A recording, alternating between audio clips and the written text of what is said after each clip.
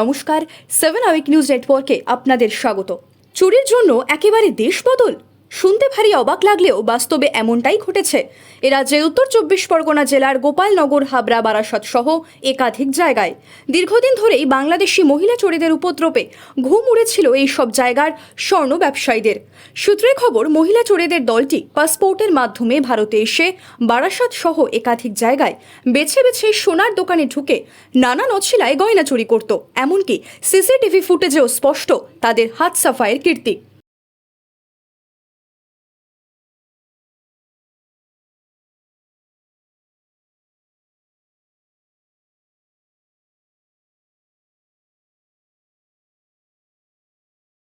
তবে দোকান মালিক কিছু বুঝে ওঠার আগেই সুযোগ বুঝে বেপাত্তা হয়ে যেত বাংলাদেশি চোরেরা। মূলত ক্রেতা সেজেই বিভিন্ন সোনার দোকানে ঢু মারত এই দলটি। তবে এদিন অবশেষে পুলিশের জালে ধরা পড়ল দুই বাংলাদেশি মহিলা চোর। সূত্রে খবর, এদিন গোপালনগর থানার অন্তর্গত বনগাঁ চাকদা সড়কের কালীবাড়ি বাজারের একটি সোনার দোকানেও একই উদ্দেশ্যে ক্রেতার বেশে দুজন সন্দেহভাজন মহিলা আসে, আর তখনই তাদের পাকড়াও করা হয়। গোপালনগর থানার পুলিশ সূত্রে খবর, ধৃতদের নাম বিলকিস মণ্ডল ও জহরা বেগম। তাদের বাড়ি বাংলাদেশের সাতক্ষীরা এলাকায়, তবে এদেশে পেট্রাপোল বন্দর এলাকায় একটি ভাড়া বাড়িতে থাকতো তারা। ধৃতদের কাছ থেকে দুটি বাংলাদেশি পাসপোর্ট, সোনার বালা, আংটি ও রূপোর গয়না উদ্ধার হয়েছে। ঠিক কিভাবে সর্বসমক্ষে সুনিপুণভাবে গয়না চুরি করত তারা, গোপালনগর স্বর্ণ ব্যবসায়ী সমিতির সম্পাদক অজয় বানের কাছ থেকেই তা সরাসরি শুনুন। এই প্রতারণাগুলো এক ধরনেরই শুধু হয় এরকম না, বিভিন্ন টাইপের হয়।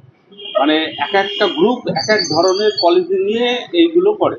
কেউ আসছে মেয়ের বিয়ের জন্য গহনা কিনতে, এসে আমারই দোকানে এরকম করেছে, এদিকে সেদিকে করে টরে নিয়ে লাস্টের দুটো তিনটে জিনিস সরিয়ে দিয়ে তারপরে দাদা আমার মেয়ে ছেলে রয়েছে আমি আসছি বলে কেড়ে বলি।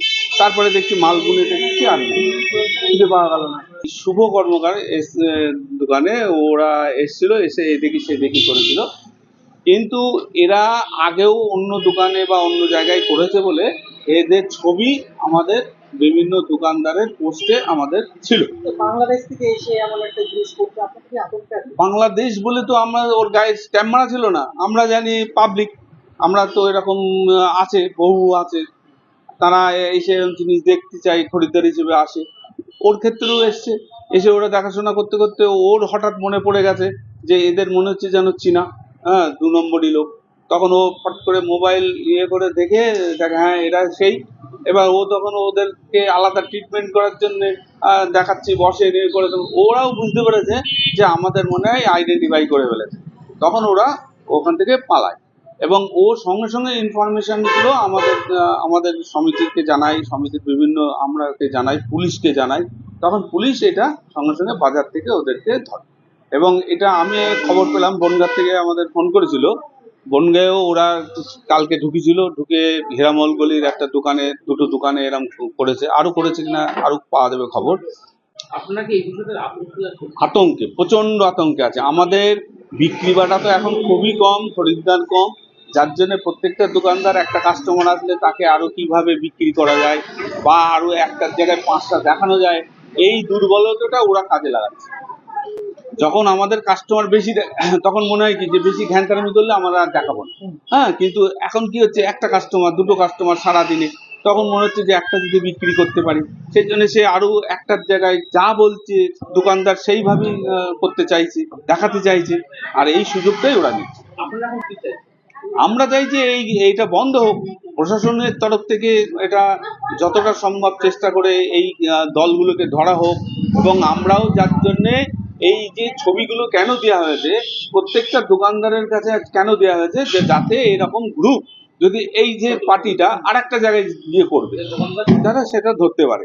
যার জন্যই আমরা প্রশাসনের কাছে দ্বারস্থ হয়েছি এবং আমরা অনুরোধ করছি সর্বসাধারণের কাছেও, যারা এরকম ছবি দেখে চিহ্নিত করবেন সঙ্গে সঙ্গে প্রশাসনকে জানিয়ে যাতে এদেরকে ধরা যায়।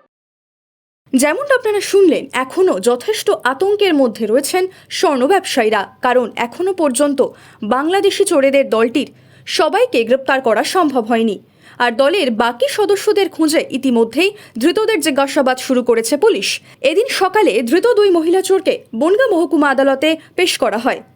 বনগাঁ থেকে শান্তনু বিশ্বাসের রিপোর্ট 7 আওয়াক নিউজ নেটওয়ার্ক।